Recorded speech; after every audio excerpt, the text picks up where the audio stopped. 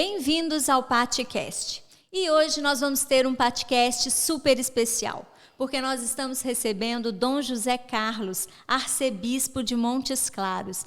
Dom José Carlos, muito obrigada por o senhor ter aceitado o nosso convite. É uma honra recebê-lo no PatiCast para a gente poder conversar um pouquinho sobre projeto de vida, vocação, os desafios que os jovens vêm enfrentando, né, nessa nova geração. Então, antes de tudo, eu gostaria de agradecê-lo imensamente, porque é uma honra recebê-lo aqui no PatiCast. Obrigado, Patrícia, pelo convite. Obrigado por podermos, nesse dia, partilhar coisas importantes sobre a nossa vida, né? A vocação, o projeto de vida, o futuro. Isso é matéria que deveria nos incomodar todos os dias e incomodar a todos. Então, nesse formato de podcast da PatiCast, vamos conversar um pouquinho sobre esse tema importante. Isso aí.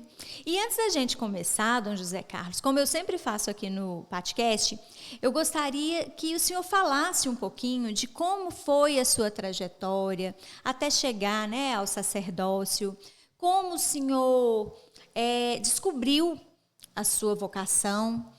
Então, fala um pouquinho para a gente. Pois é, Patrícia, cada vida é um mistério, né? Cada vida é uma bela história de amor que Deus pensa e realiza com a gente. Eu nasci em Itaúna. Itaúna está ali no centro-oeste mineiro, bem próxima de Belo Horizonte.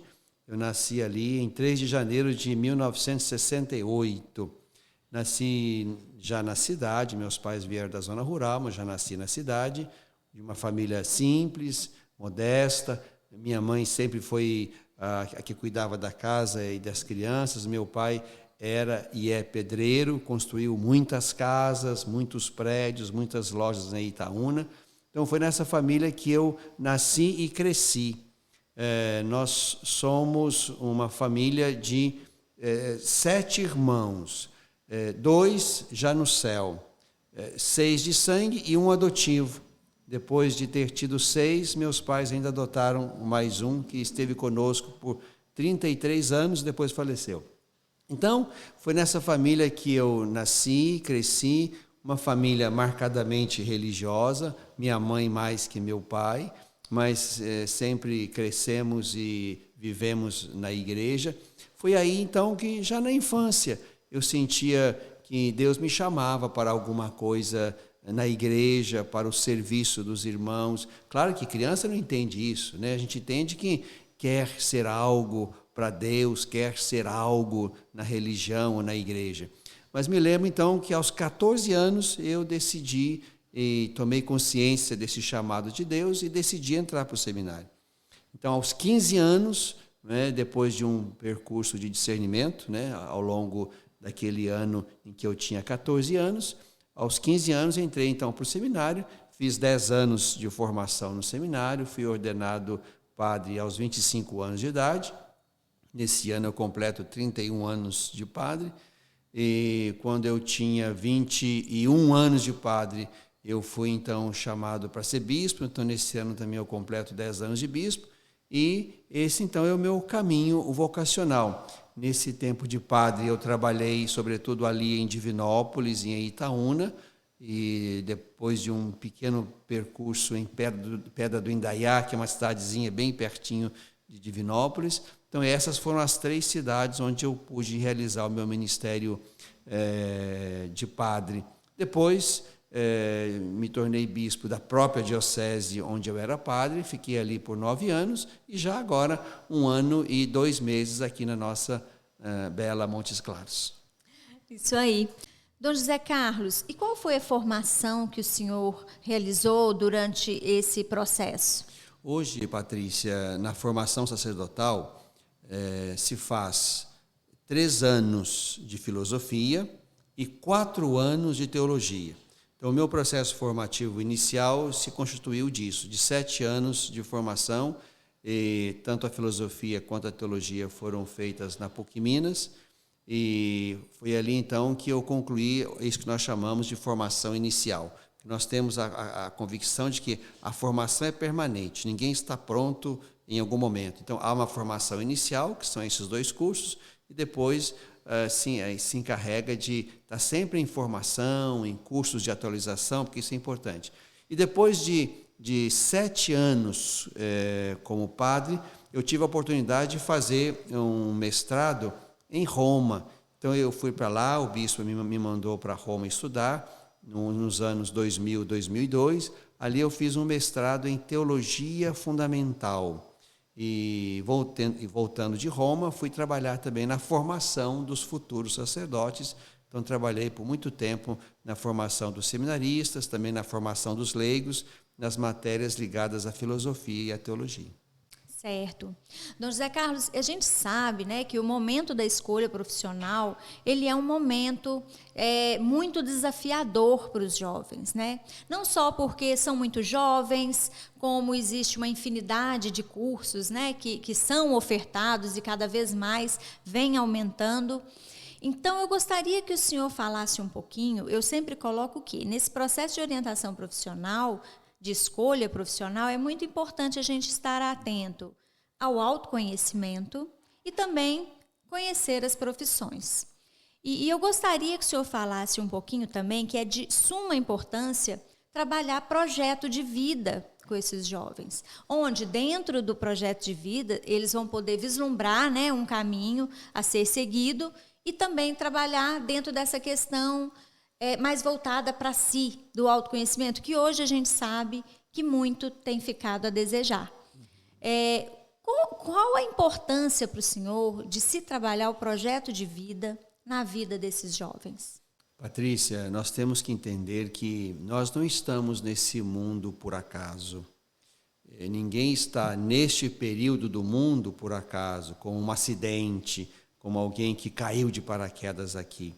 Cada vida humana ajuda a construir a história da humanidade. Cada pessoa é, digamos assim, um membro da longa e infinita história do mundo. Então, para mim, essa é a primeira consciência que eu tenho que ter. Eu estou aqui para uma missão. Independente de eu crer ou não em alguma coisa, mas eu tenho que ter, digamos assim, uma certa estima que me faça entender que eu não estou aqui à toa. Eu não sou um membro a mais do planeta. Eu não sou um ente vivo a mais que vai ficar aqui um período e sair daqui sem ter marcado em nada a história da humanidade. Então, a primeira coisa é essa. Eu tenho que ter consciência de que eu sou parte de uma longa história que começou com o primeiro homem, a primeira mulher, e que termina com o último homem e a última mulher que viverem. Tá. Depois, se eu estou aqui para um caminho, para uma presença marcante, significativa, eu preciso então me perguntar, para que eu estou aqui? Para mim, essa é a pergunta, digamos, crucial. Para que eu estou no mundo? Eu vim a este mundo para fazer o quê? Essa é a dimensão vocacional. Na igreja, na religião, é comum essa palavra vocação, mas eu gosto também dessa outra palavra, projeto de vida, que também é uma tradução, é um sinônimo de vocação. Projeto de vida é entender que a minha vida no mundo precisa se projetar, isso é, lançar-se adiante. E lançar-se adiante não como um dia depois do outro, mas como um processo e um projeto que realize aquele sujeito e que o transforme também num ponto, num elo de realização de outras pessoas que estão naquele caminho, naquele percurso da minha vida, onde eu vou me encontrar sempre com muitas, infinitas pessoas. Então, se eu não posso interferir na vida do planeta todo, eu posso interferir na vida daqueles que estarão comigo no caminho. Então, esse é o projeto de vida. Daí a importância de cada ser humano que está nesse mundo se perguntar o para que está aqui.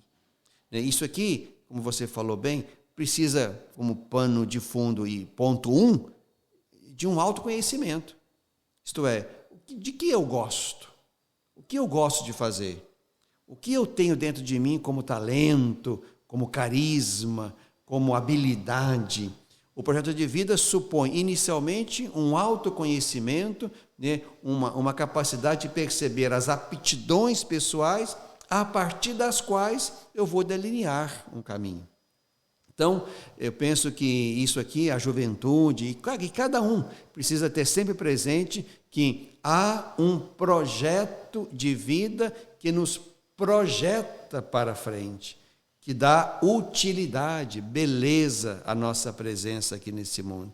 Para mim, acho que a vida mais sofrida é aquela em que a pessoa conclui que eu não valho nada, eu não sou nada, eu não sirvo para nada. Quer dizer, uma ausência, primeiro, de estima, depois uma ausência de autoconhecimento, porque não é verdade isso. Cada um leva consigo, né, muitas habilidades, pode ser desde habilidade para cantar, para desenhar, até a habilidade de inventar equipamentos, de produzir textos, de produzir tecnologia, de produzir afeto, enfim, há N situações em que o ser humano se coloca diante de muitas e mil habilidades que ele leva consigo. A questão é o discernimento disso, então, o autoconhecimento e a capacidade de projetar-se com isso que eu tenho dentro de mim num projeto de vida que vai beneficiar, que vai ser útil às pessoas, ao meu entorno, ao meu micromundo e me ajudar a ser, nesse mundo, alguém que marcou com a minha presença a história, o pedaço do mundo do qual eu participo. E quando a gente fala de autoconhecimento, né, Dom José Carlos, a gente esbarra num problema. Que como, né, o mundo atualmente, ele tem nos distraído e tem nos afastado de nós mesmos, inviabilizando com que as pessoas possam fazer essa reflexão, porque autoconhecimento é reflexão, é o parar, é o refletir, para descobrir, né, dentro de si, peraí, qual que é meu propósito? Eu vim nesse mundo, o que eu faço bem? O que eu vou poder contribuir mais efetivamente, não só para a vida, como o senhor bem colocou, né, do mundo, né, do planeta, mas das pessoas que estão ao meu redor. Querer agregar na vida do outro, né, querer contribuir de alguma forma na vida do outro. Então, eu acho que muita gente tem falado, né, dessa importância do autoconhecimento, que com o autoconhecimento esse processo fica mais fácil, porque você vai encontrar dentro de si respostas para algumas perguntas que as respostas você está procurando fora, né? Então, fala um pouquinho para a gente, Dom José Carlos, sobre esse movimento que está acontecendo, né, nessa geração, desse olhar mais voltado para fora e menos para si, fazendo com que os jovens tenham que se descobrir e descobrir novas habilidades para lidar com essa onda e com esse movimento de jogar para fora. Sim. Patrícia, autoconhecimento supõe imersão, mergulho, interioridade. E essa é exatamente a situação em que nos encontramos diante de uma cultura que nos convida exatamente para a dispersão, para a exterioridade, para fora de nós, né, com os muitos encantamentos. Isso não quer dizer que estejamos errados em olhar para fora. Não, os olhos são para capturar o mundo, né? Nós precisamos do que está fora de nós, evidentemente. Mas quando a cultura, quando a mentalidade nos coloca diante de um lado só, isto é, da dispersão, da variedade, da multiplicidade de coisas fora de nós, e não nos ajuda no cultivo da vida interior, e aqui não estou falando nem de oração, estou falando de mergulho em si mesmo. Se a gente não faz esse movimento, nós teremos menos condições, sim, de autoconhecimento, de fazer projeto de vida a partir de aptidões, e, portanto, corremos o risco sério de não dar conta de nós mesmos. Sobretudo assim, quando está muito em voga hoje, né? Eu me comparar aos outros. Então, o padrão é aquele, o bom é aquilo, a medida certa é aquela. Quer dizer, na medida em que o que está fora de mim, e só isso, me contamina e determina o meu quadro de valores, eu vou deixar de entender que a minha medida é a minha. Se eu sou alto ou baixo, gordinho ou magrinho, mais ou menos capaz de lidar com as letras, com os números, esse é o meu jeito. E sendo assim, eu tenho também capacidade de construir história no mundo, de fazer um projeto pessoal de vida.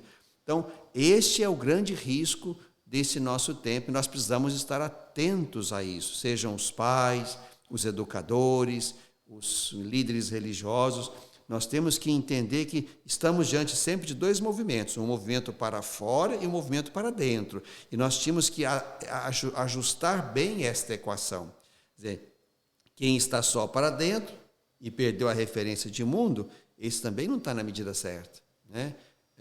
E também quem está para fora e perdeu a medida de vida interior, também não está na medida certa. Então, a equação certa, que a família, a escola, a religião, as terapias, enfim, tudo que possa ajudar a construir vida, esses grupos todos, essas metodologias todas, têm que ajustar bem esse duplo movimento para fora e para dentro. E me permita até frisar isso, que eu acho que é a leitura certa. E qual é a prioridade? É o mundo exterior ou o mundo interior? É o que está fora de mim ou eu mesmo? Eu acho, Patrícia, que o ponto de partida é sempre a pessoa, é sempre o sujeito. A ponto de dizer assim, sem querer nenhuma bandeira egoísta ou egocêntrica, a pessoa é mais importante do que o mundo. O mundo fica depois que a pessoa passa, porque terminou a vida. Então, a pessoa tem, de fato, um valor primordial, fundamental. É a pessoa que age no mundo de modo a transformar o mundo. Então, há uma primazia da pessoa.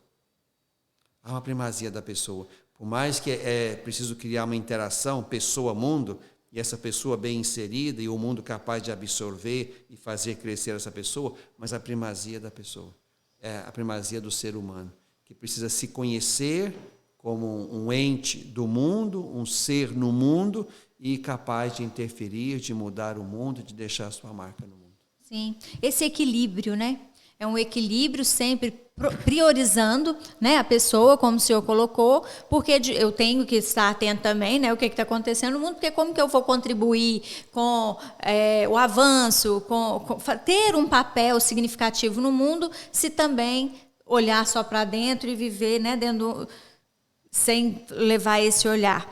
Mas eu acredito que um equilíbrio é de fato bem importante nesse fora, dentro, esse olhar para fora, esse olhar interior. Sim, e hoje acho que um risco, e temos que lidar com ele, porque não há como ficar livre disso.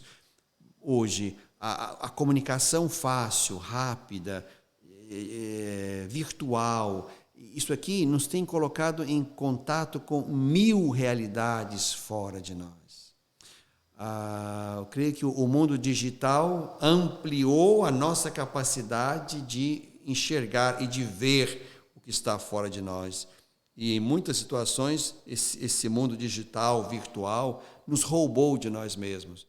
E nós estamos muito para fora, sabendo de tudo, acompanhando tudo, vendo tudo, interagindo com tudo, mas pouco capazes de, primeiro, nos conhecer, tomar posse de nós mesmos, conhecer nossas próprias aptidões. Então, penso que esta é uma das grandes dificuldades, dos grandes desafios desse tempo, né? Hoje, crianças pequenas já querem ter o seu celular, o seu acesso à internet. Então, a gente percebe assim que essa desconstrução, ou pelo menos essa outra perspectiva de construção do ser, que olha para fora e para dentro, essa desconstrução, esse desarranjo já está começando muito cedo, de modo que às vezes crianças mesmo pequenas, miúdas, sabem 1000 coisas do mundo, sabem 1000 informações da realidade,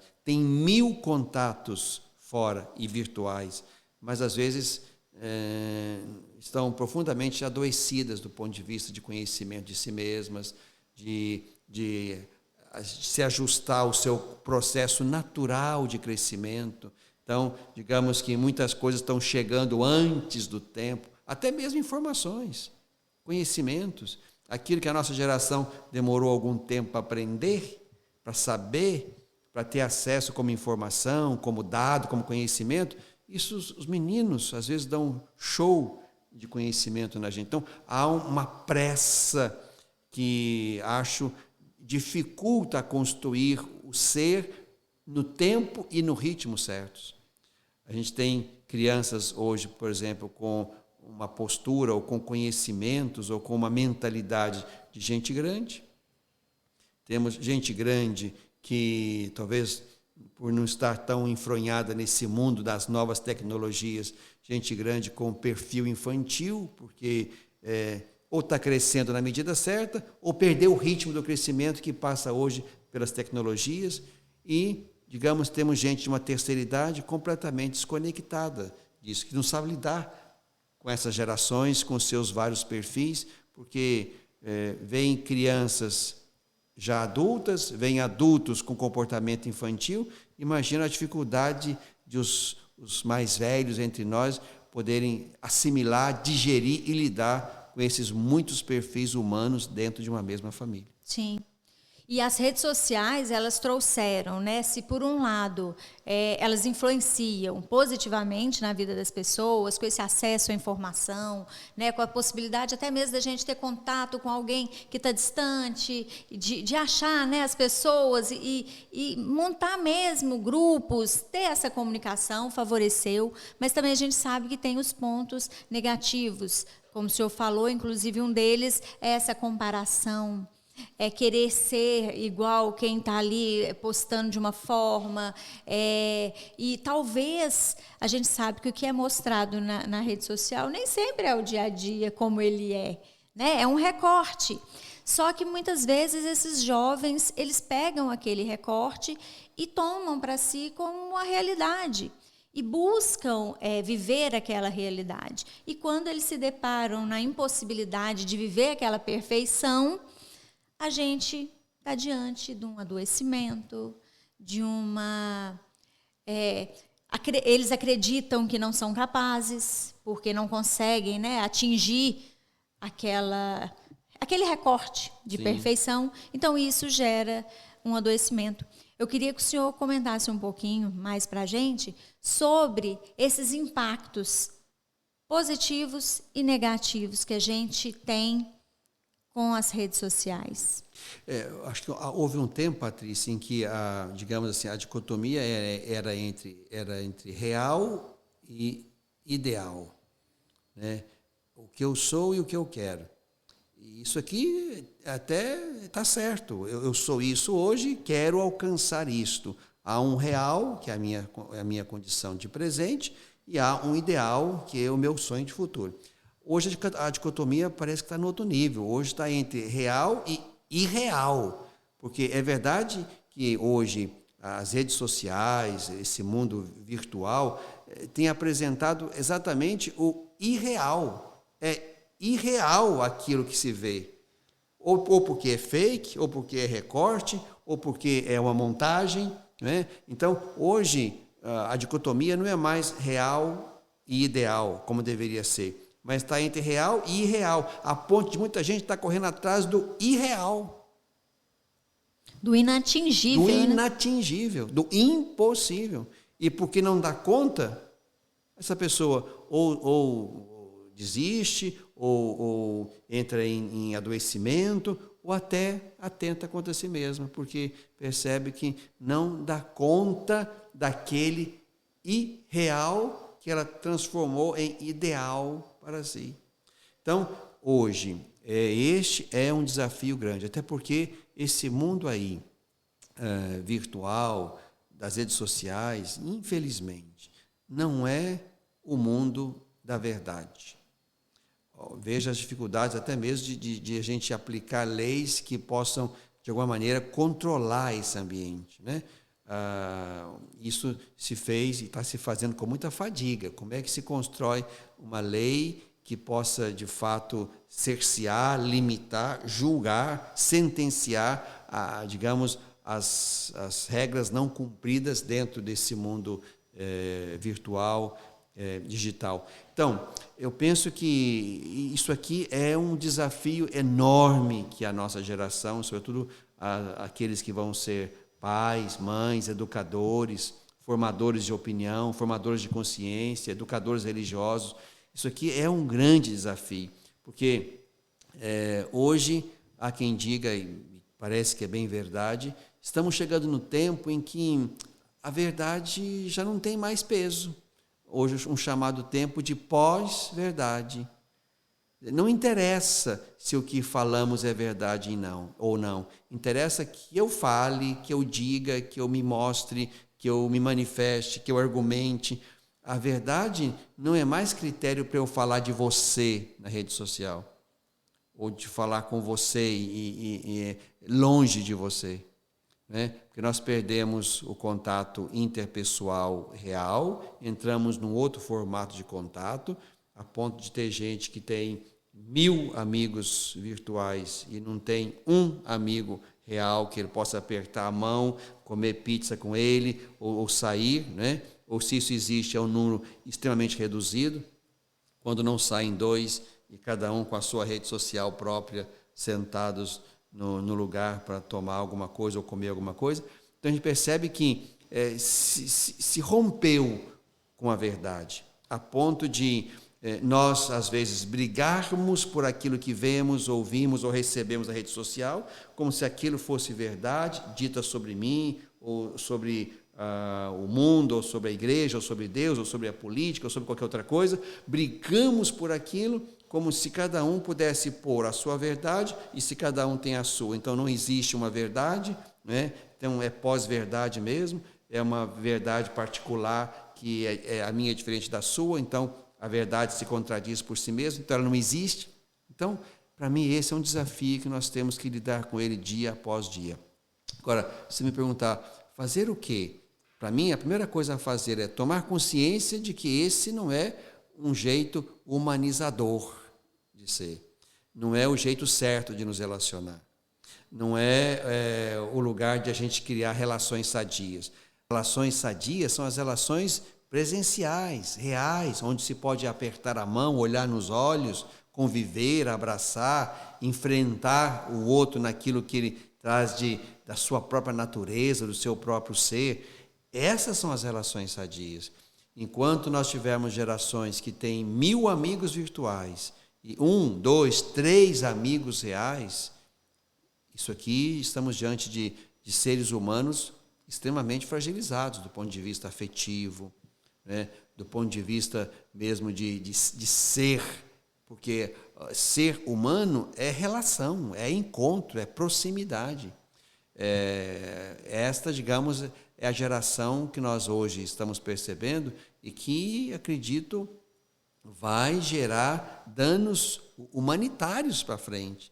Como é que uma criança, um jovem, um adulto que cresceu dentro dessa estrutura, dessa mentalidade virtual, desse contato à distância, como é que esse homem, essa mulher vão dar conta de uma estatura afetiva, psicológica, psíquica, saudável para enfrentar a construção de uma família, de um projeto de vida familiar ou a própria história do mundo? Então, penso que nós precisamos rever grandemente, sem demonizar as tecnologias desse tempo, porque elas têm as suas grandes e belas vantagens, né? São instrumentos belíssimos de contato, né? A pandemia, por exemplo, nos fez perceber que um encontro que não pode ser feito presencialmente por algum motivo, ele pode ser efetivamente feito à distância. Então, há ganhos e há belezas e há utilidades importantes das tecnologias novas de comunicação e de encontro. Mas nós precisamos recuperar aquilo que é, digamos assim, primordial, aquilo que é verdadeiramente humano. Verdadeiramente humano não é lidar com a tecnologia. Verdadeiramente humano é lidar com o ser humano.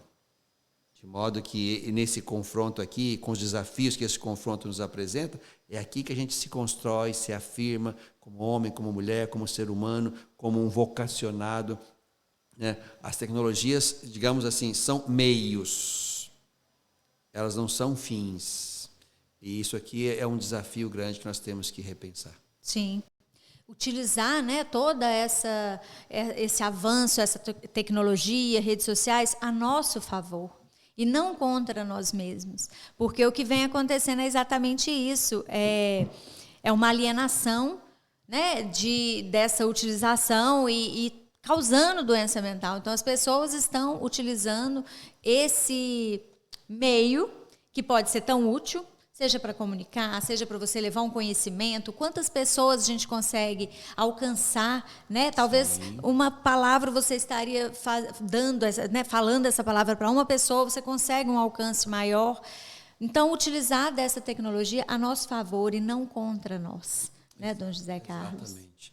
Esse é o desafio, Patrícia. E um desafio assim, que ele é grande no sentido de que quem nasce ou está nesse contexto já está, de alguma maneira, digamos assim, contaminado por esse modo de lidar com as tecnologias. Então, aqui, certamente, é preciso começar com as novas gerações, com as crianças que estão chegando agora, os pais novos que estão constituindo família. É preciso, claro, colocar nas mãos dos seus filhos, né? E isso não há como negar isso, senão seria um anacronismo também, colocar as tecnologias, né? Seja o celular, o computador, as formas de comunicação à distância, isso faz parte, mas nós precisamos, como pais, como educadores, como profissionais do ser, nós precisamos ajudar a dosar isto do jeito certo, de modo que não haja um jeito só de criar relações, mas que elas sejam criadas, sim, nesse viés do virtual, da comunicação à distância, mas priorizando e até mesmo assim dando um tempo muitíssimo maior às relações realmente presenciais, reais, de proximidade. Ou a gente faz isso, ou nós de fato não sabemos que gerações humanas estamos legando ao futuro. Sim, e esse desafio é um desafio grande, né? Porque é um desafio que está na mão dos pais, porque, como o senhor colocou, os jovens dessa geração já nasceram no meio desse tumulto, vamos falar assim. Então, para eles é normal. O que eles têm de normalidade é isso, né? É normal. Para a gente que já veio, né, um pouquinho antes da rede social, a gente sabe avaliar e fazer pontuar o que está para mais, mas para eles não, para eles está normal. Então, eu acho que, como o senhor falou, o grande desafio é esse, é poder sinalizar para os pais, para poder ter esse cuidado, né, direcionar melhor, dosar esse uso, porque não podemos negar que é útil, então tem que ter, mas sem excessos. Sim, e acho que uma outra concepção que a gente tem que levar e construir é o fato de a gente querer ser só humano, né? Não querer ser Deus. Às vezes a impressão que a gente tem é que o ser humano, sobretudo dotado de muitas tecnologias, quer para si uma onipotência, ou mais ainda uma onipresença, que é só de Deus. Tem gente que quer estar em 2, 3, 4 lugares ao mesmo tempo. E isso aqui, a rede social, é o que favorece. Tem gente que não consegue estar na escola, só na escola. Não, tem que estar na escola com o celular, que eu preciso estar em outro lugar. Tem gente que não consegue ir para a igreja sem levar o celular, que eu tenho que estar na igreja e também se precisar, ou porque eu quero também responder logo àqueles que por acaso quiserem interagir comigo. Nós precisamos ser o que somos de fato, uma pessoa, um momento, um lugar, uma coisa de cada vez, um evento de cada vez. Para mim é isso que nós talvez desaprendemos com rede social, que nos faz sentir-nos onipresentes. Eu estou falando aqui ao mesmo tempo com um amigo que está no Canadá, com um amigo que está no Japão, com um amigo que está na Itália e com o meu vizinho que está aqui no quarto ao lado. Eu estou interagindo com eles, mandando mensagem para os 4, como se isso fosse o jeito de nos relacionar. Nós perdemos o senso de unidade. Nós somos capazes, ou deveríamos ser capazes, de ações plenas. Porque a verdade é, se eu estou me relacionando nesse momento com 4 pessoas, eu não estou para nenhum dos 4. Eu não estou para nenhum dos 4, nem virtualmente. Perdemos a questão essa distinção da unicidade. Eu sou único, eu sou um, e preciso criar relações assim. Se eu estou aqui com você, eu estou aqui com você. Eu não posso, como Deus, estar pensando em outra coisa, elaborando outra coisa, planejando outro encontro. Não, esse é o nosso momento. A nossa história é essa daqui. Isso acho que nós perdemos e temos que, de fato, recuperar para ajudar a construir vidas sadias, vidas humanas verdadeiramente autênticas, seres humanos equilibrados, inteiros. Esse é, digamos, o grande legado que podemos deixar. Sim. E é um desafio no sentido, como o senhor colocou, eu estou em vários lugares ao mesmo tempo, mas não estou em lugar nenhum. Em lugar nenhum. Em lugar nenhum. Em lugar nenhum e sem saber exatamente quem eu sou. Isso. Porque às vezes a rede social me põe em tarefas diferenciadas. Aqui é o meu colega de estudo, aqui é o meu professor, aqui é a minha namorada, aqui é a minha mãe. Eu não consigo ser ao mesmo tempo isso tudo num momento só. Sim. Então nós estamos criando super homens, super mulheres. Isso não existe. Isso não é possível. Daqui a pouco, quando esse sujeito não tiver mais acesso à rede social, ele vai pirar.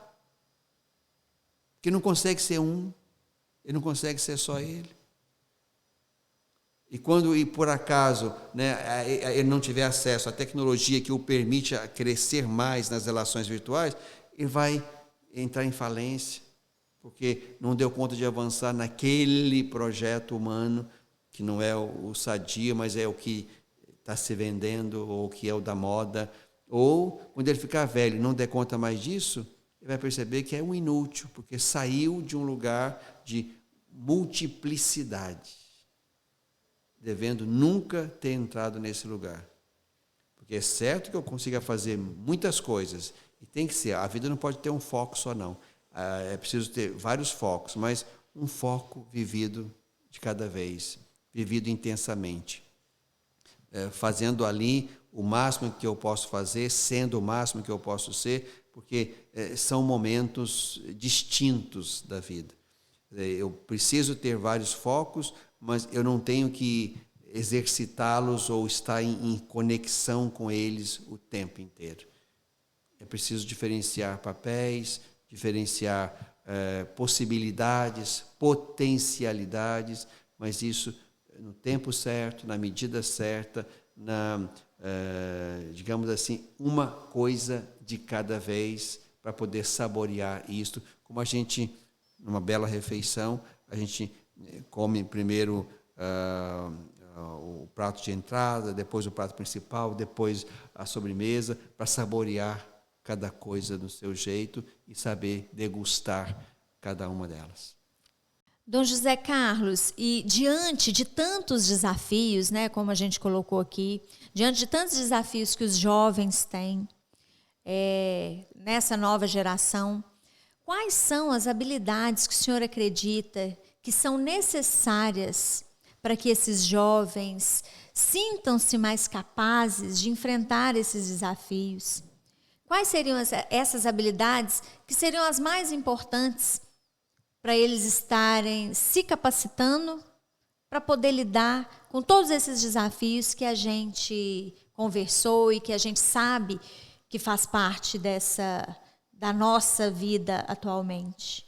Patrícia, essa é uma pergunta difícil. Agora, mesmo sendo difícil, a gente tem que tentar encontrar respostas, por mais evasivas ou por mais desafiadoras que estejam essas respostas. Temos que achar respostas. Senão eu vou dizer assim, esse é o único jeito, pronto, estamos condenados a ser assim, a ir assim, e para mim essa é a primeira coisa que temos que vencer. Este não é o único jeito. A mentalidade desse tempo não pode ser aquela que engole e que aniquila qualquer outra perspectiva de construção do ser, de construção de projetos de vida, de construção de futuro. A primeira coisa é essa, não é o único jeito de ser, este que nós hoje percebemos como, digamos assim, majoritariamente mostrado, né? Há um outro modo possível, há um outro mundo possível, né? Há um outro projeto de construção do ser, da vida e da vocação, outro modo possível de fazer isso. Bom, eu penso que, para dar uma resposta, eu penso que a primeira coisa é a gente tomar consciência de que eu não me basto, eu não dou conta de mim, sozinho não dá. Eu não sou um ser humano que consigo sozinho dar conta de mim, da minha presença no mundo, do meu projeto de vida, da minha história. A primeira coisa é a gente perceber que nós somos seres de relação. Nós somos seres de alteridade, como diz a filosofia. Nós precisamos do outro. Nós precisamos do outro. Temos que vencer essa ideia idolátrica de que eu me basto a mim mesmo. Essa ideia ou essa natureza é só de Deus. Deus se basta a si mesmo. E eu não sou Deus, nós não somos deuses. Então, primeira coisa, nós precisamos aprender e dizer isso para nós mesmos todos os dias: somos seres relacionais, somos seres de alteridade, precisamos dos outros. Claro que aqui eu posso selecionar que outros, não há também uma ditadura do outro. Na sua vida, na minha vida, nós vamos convivendo na realidade, na presencialidade, e vamos percebendo quem é que pode me ajudar mais ou menos, quem é que me ajuda a me afirmar ou quem está do meu lado para me negar e me aniquilar, e eu tenho que fazer seleção também disso. Mas a primeira coisa é essa: eu preciso entender que eu sou um ser de relação. E por isso mesmo, eu preciso também, para mim uma segunda resposta, nós precisamos criar grupos de convivência.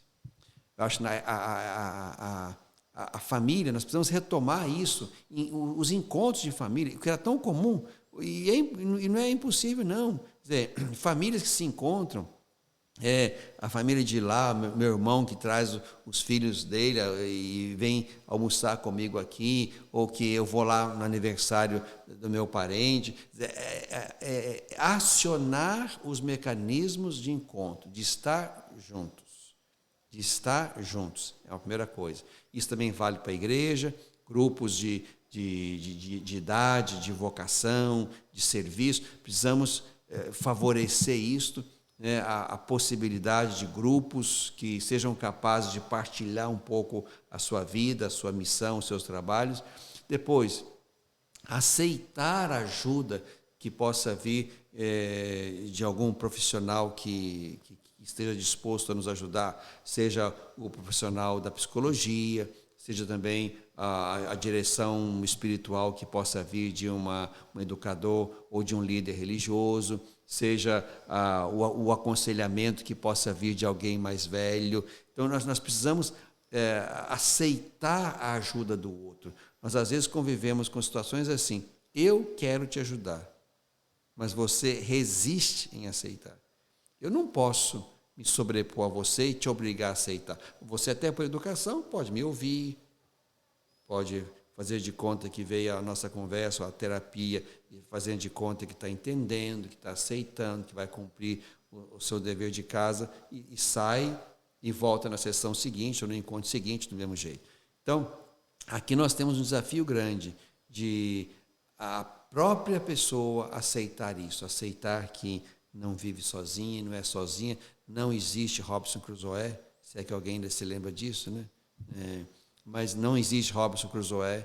É preciso aceitar que nós precisamos de grupos de afinidade, de gosto, seja o de igreja, o de futebol, o de política, seja lá o que for, mas nós temos que nos associar.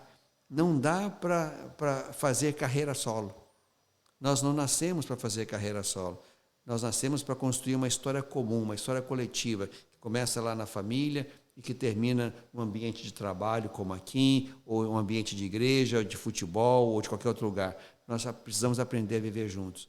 E aceitar a ajuda, sobretudo quando a gente tem o diagnóstico de que eu não estou bem, eu não estou pensando coisa boa, eu não estou me suportando, eu não estou dando conta de mim.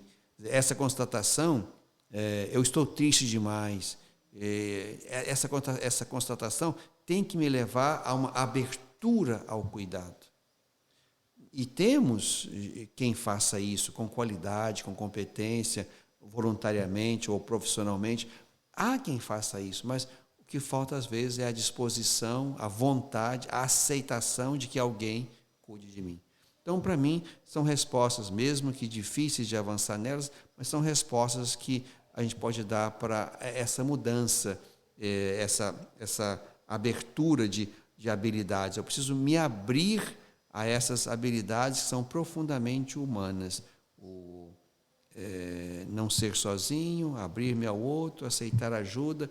Isso são elementos humanos que nós perdemos por algum motivo. E o fato de termos perdido não quer dizer que deixar de ser humanas, não. É como se fosse uma maquiagem que colocaram em nós. Temos que tirar a maquiagem para a gente recuperar a face humana, o coração humano, a medida humana, que precisam de cuidado, de atenção, de encontro, de realidade, de presencialidade, de proximidade. São caminhos que a gente vai ter que tentar construir, mesmo que sejamos poucos. Sim, e precisar desse cuidado, aceitar esse cuidado, não é sinônimo de fraqueza. Eu acredito que você olhar para si e perceber que você está precisando de ajuda, precisando de cuidado, precisando que alguém segure na sua mão e te conduza, é sinônimo de coragem. E de humanidade. E de humanidade.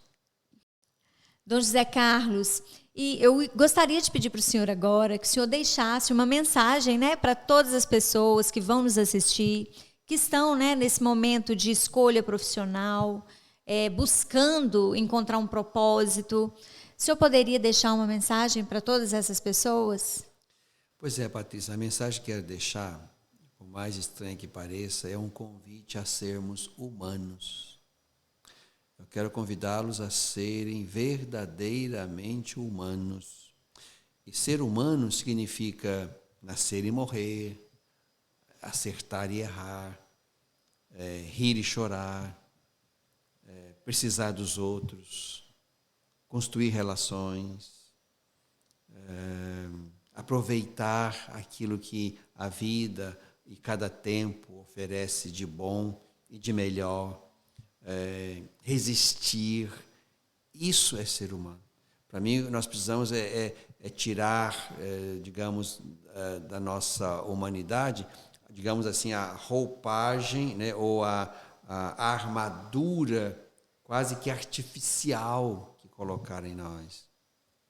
Como se a gente fosse máquina, como se a gente fosse Deus, como se a gente fosse imortal, como se a gente fosse indestrutível, como se a gente fosse indefectível. E não é verdade. Eu os convido a ser humanos, a assumir a carne humana com tudo aquilo que a carne humana tem de beleza e de fraqueza, de grandeza e de pequenez, aceitando que nós somos, de fato, um projeto de vida dentro de um projeto de vida familiar, comunitário, planetário, cada um se sentir importante como ser humano único, irrepetível, que nasce e morre uma vez só. Convidar cada um a entender que não estamos neste mundo à toa. Cada um precisa deixar a sua marca, o seu cheiro, a sua assinatura no livro da vida, para usar uma expressão bonita da Bíblia. Então, esse é o convite que quero fazer, que também tento viver para mim, porque não se trata só de ensinar, mas também de assumir isso como um projeto, digamos assim, de civilização.